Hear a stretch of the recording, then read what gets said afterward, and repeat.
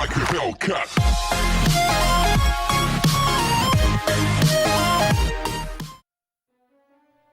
Hello and welcome back to the channel where of course it's time for another Sega Saturn review, and today we're taking a look at the side-scrolling 2D beat-em-up released in June of 1996 over here in the PAL region, and that game is known as Guardian Heroes.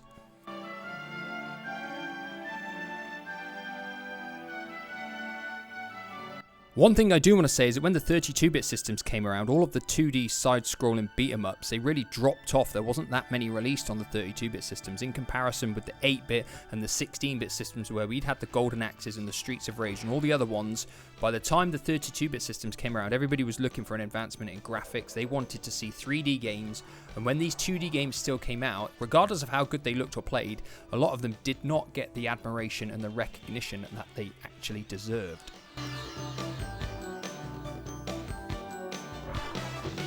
So much like a star last week, this game has got quite a complicated story, but I'm going to do my best to simplify it. So many years ago, the Earth Spirits and the Sky Spirits were waging a war against each other. The Sky Spirits gave powers to the humans. They created powerful wizards so that they could assist them in the battle against the Earth Spirits. They banished them into the darkness, but not long after this, the Sky Spirits grew scared of the humans that they'd given the powers to, and they banished them as well. Cannon, who was a human wizard, escapes. He comes back for revenge on the Sky Spirits. He goes to the Khan Kingdom for help, but they don't trust him, so he destroys them. He replaces them with puppet Khans of his own to do his own bidding.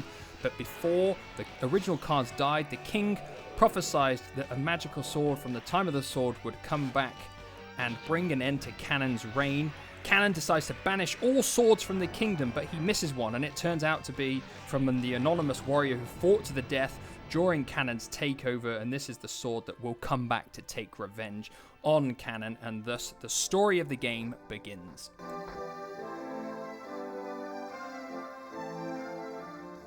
So once the menu rocks around, you've got story mode, versus mode, and options mode.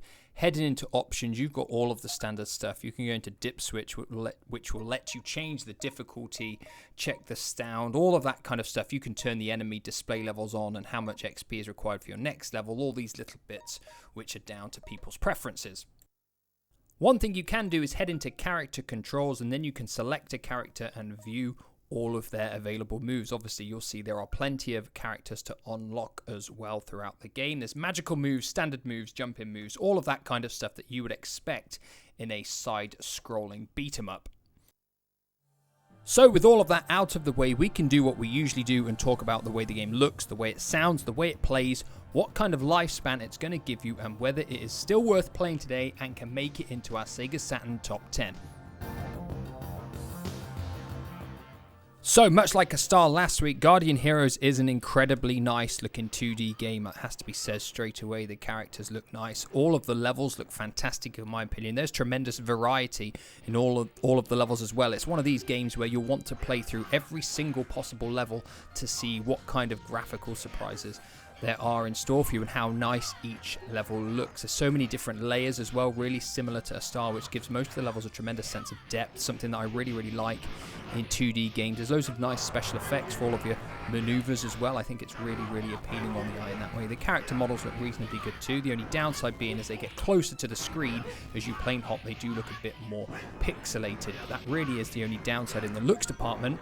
In terms of the way it runs and performs, in general, it performs really well. The only downside being once you get 8, 9, 10 enemies on the screen at once, there will be some slowdown, and it is quite noticeable. It's not game breaking, it's not terrible, but it's there, so I thought I had to point it out. But overall, Guardian Heroes is another great looking 2D game on the Saturn.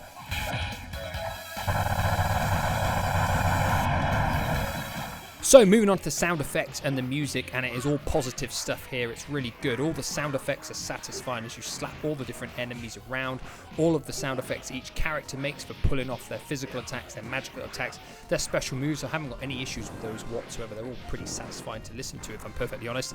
The musical score within the game as well is genuinely great stuff. I wouldn't say a lot of it felt like it suited the game initially when I first played through it, but the more you listen to it, it grows on you, and they're really upbeat, some of the tracks, and they're really great to listen to and play along with. So what I'm going to do is play a few for you so you can decide for yourselves.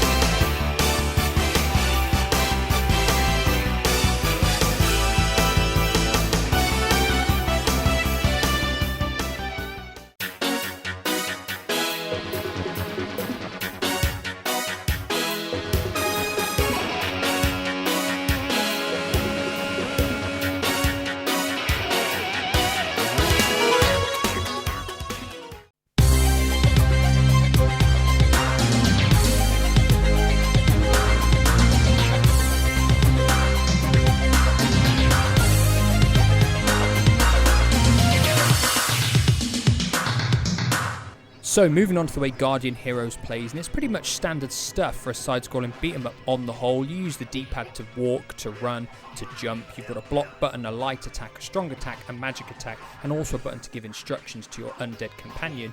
So you can also plane hop as well, because sometimes you'll have enemies on the background layer of the screen, sometimes they'll be on the mid layer, and sometimes they will be on the front layer. For me, this mechanic isn't that appealing. I would rather have the ability to walk freely up and down and then perhaps have a separate jump button, but this is purely a matter of taste. It does add variety to the game because you have to take notice of where the enemies are, and you may well have to hop back a layer or hop forward a layer to be attacking them. So it does add a little bit to the gameplay. Again, this is just a question of taste and preference, whether you like that.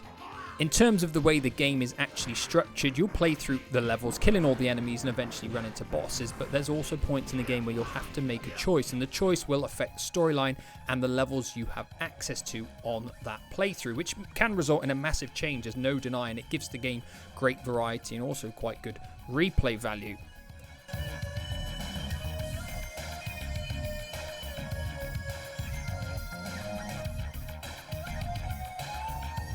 So moving on to the lifespan of Guardian Heroes, and in generations gone by, the older, the 16-bit and the 8-bit generation side-scrolling beat-em-ups, this is an area of the game that they usually suffered from. They'd usually have an ending sequence that you'd see, and the only extension of the lifespan would be playing the game on a more difficult level.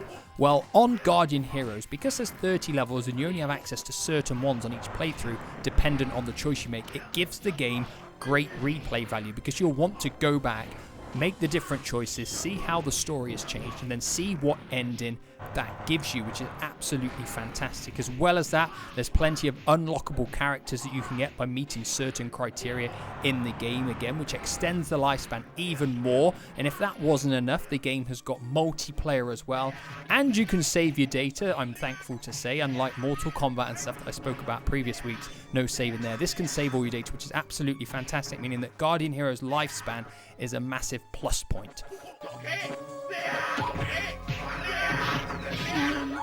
So this brings us on to our two final questions. Is Guardian Heroes worth playing today, and does it make our Sega Saturn top 10?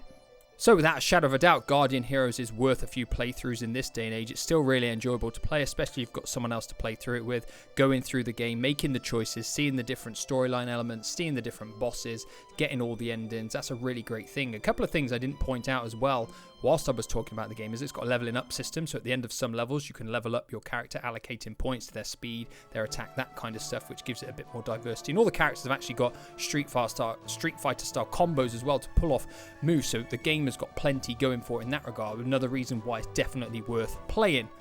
But the all-important question is, does Guardian Heroes make our top 10? Now, I have said a lot of positive things about this game and very few negative things. But again, I was looking at my top 10. I'm going through the games and I start at the bottom and I look at the game. Tomb Raider in 10th place. Is Guardian Heroes better than Tomb Raider?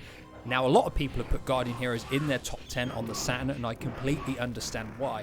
But if I'm looking at Tomb Raider, just Tomb Raider, none of the other games in the list, Tomb Raider in position 10 against Guardian Heroes, I feel that overall Tomb Raider is a better game. And I know a lot of people might disagree with that. And then I move up the list. I've got Sega Rally. I feel Sega Rally is a better game. And so on and so on. Darius Gaiden, that's a better game. Mysteria, although some people might disagree with that, that's a better game. Athlete Kings, I feel, is a better game as well. So Guardian Heroes, if I'm perfectly honest, would be number 11 on my list so far. That's how close it is to the top 10. It's been the closest out of our games recently to get there. It's a fantastic game, it really is, and I've barely got anything negative to say about it, but like I said, it's going to have to be really, really good to get into our Sega Saturn top 10. That is it today, the review done and dusted. Let me know your thoughts down below on Guardian Heroes. Would it be in your top 10? Would your top 10 be any different to mine? Take into account I've only reviewed about 60-ish Power games so far. That is it for today. Thank you for watching, and as always, I shall be back soon for another Saturn review. Goodbye for now.